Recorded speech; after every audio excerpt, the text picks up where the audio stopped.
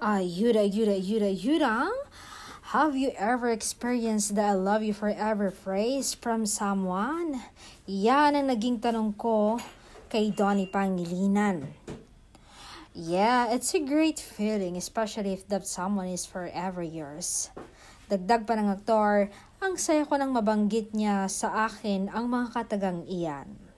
Pinapaulit-ulit ko pa talaga siya sa kanya na mga 3 times ang mga katagang iyon. It's like music to my ears. Kasi talagang siya ang nakikita ko na makakasama ko na forever.